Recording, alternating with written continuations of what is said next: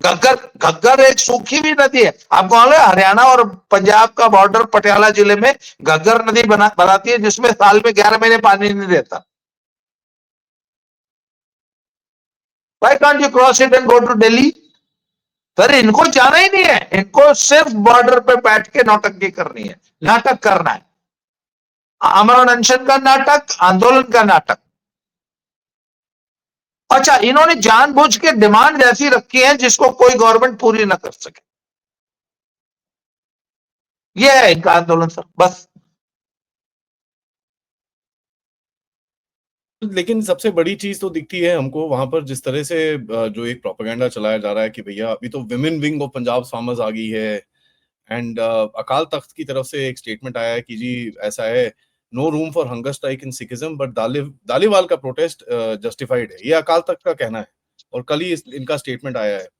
उसके बाद कहते हैं कि भाई हम एफईजी बर्निंग करेंगे पूरे पूरे देश में 10 तारीख जनवरी को, 26 जनवरी को ट्रैक्टर मार्च करेंगे, जिसके बारे में आपने ऑलरेडी बता दिया।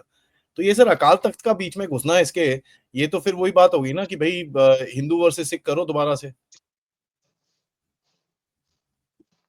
सर मैं बताऊं आपको, जैसा कि आज अभी हम थोड़ी देर पहले मैं आपसे डिस्कस कर रहा था, सर डीप स्टेट का तो माई बाप रहा नहीं। डीप स्टेट खुद ही बेचारा अनाथ हो गया और अपनी जान बचाता फिर रहा है।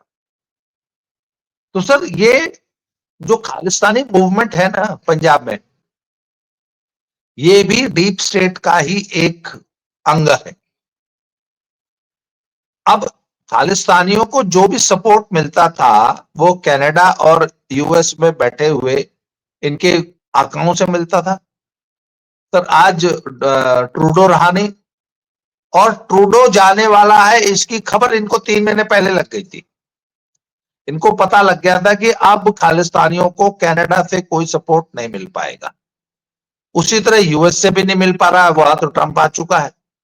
यूरोप पहले ही बहुत ही बुरी तरह अपनी समस्याओं में घिरा हुआ है। तो सर बात यह है कि खालिस्तानी जो है अनाथ हो गए। कल मैंने एक वीडियो बनाया, उसमें एक उसका टाइटल मैंने ये देखा कि खालिस्तानी तो विधवा हो गए, इनके अब्बू जो है वो चले गए, इन तो अनाथ हो गए बेचारे। तो सर अब इसीलिए खालिस्तानियों ने पंजाब में एक जो पॉलिटिकल पार्टी बनाई है ना, इनको भी तो अपना तंदूर वो गर्म रखना है ना सर, और उस तंदूर के लिए इनके पास भी 40 किलो लकड़ी नहीं है, तो ये भी अखबार जला के तंदूर गर्म कर रहे। और सर खालिस्तानियों को ऊर्जा कहां से मिलेगी? आप 84 याद कीजिए ना, खालिस्तानियों का सबसे बड़ा अड्डा, सबसे बड़ा शेल्टर क्या था? तो वो तो उधर उनके हक में, उनके रेस्क्यू में। और ये पूरा का पूरा किसान आंदोलन और खालिस्तानियों की तो क्या प्यारी जुगलबंदी, व्हाट सर, क्या शानदार है, क्या सिम्फनी। ये दोनों मिलके क्या शानदार गाना गाते हैं। ये तो जुगलबंदी है ना इनकी।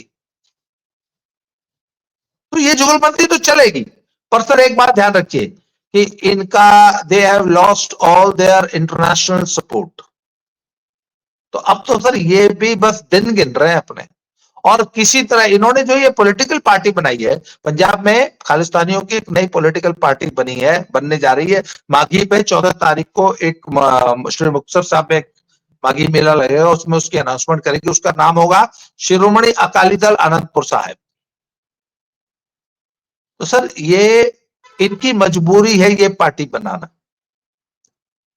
क्योंकि अब डीप स्टेट का इंटरनेशनल सपोर्ट और पाकिस्तान का, आईएसआई का, पाकिस्तान आर्मी का, पाकिस्तान गवर्नमेंट का वो सपोर्ट भी बंद हो गया इनका, क्योंकि वो बेचारे खुद ही भूखे मर रहे हैं सर। वो जो आदमी खुद भूखा मर रहा है वो आपको क्या सपोर्ट करेगा?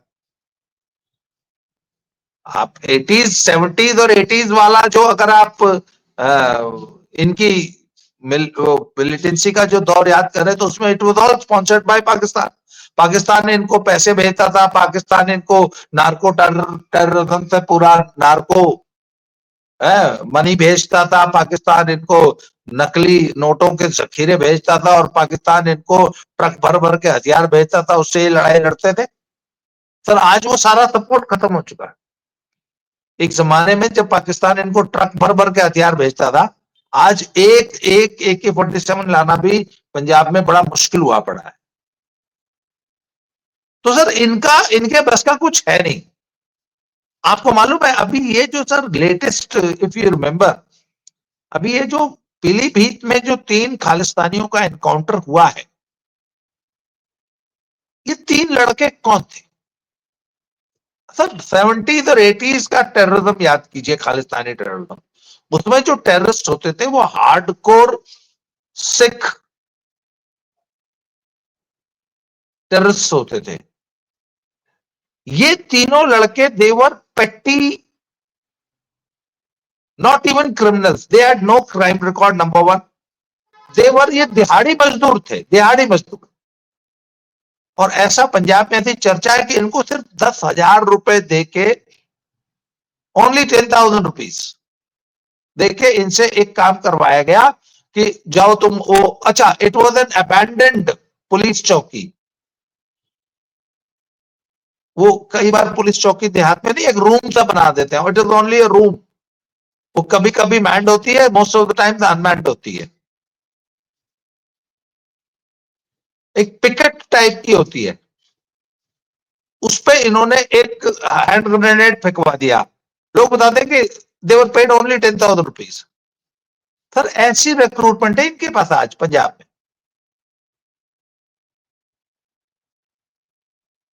तो ये सिर्फ अखबार चला के तंदूर गर्म है सर।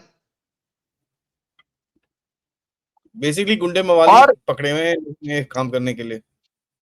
नहीं नहीं नहीं सर, वो हार्डकोर गुंडे भी नहीं थे। वो तीनों लड़के जो एनकाउंटर में मरे हैं, उनके माँ बाप दिहाड़ी करते थे। ये लड़के खुद दिहाड़ी मजदूर थे।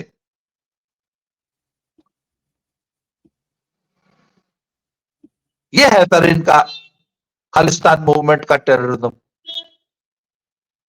आपको क्या लगता है सर, गवर्नमेंट क्या क्या लेगी एक्शन? क्योंकि 26 को ये फिर ट्रैक्टर टूटर, फिर से इनको डंडे पड़ेंगे, ठंडा पानी फेंका जाएगा इनके ऊपर, फिर भाग जाएंगे ये लोग।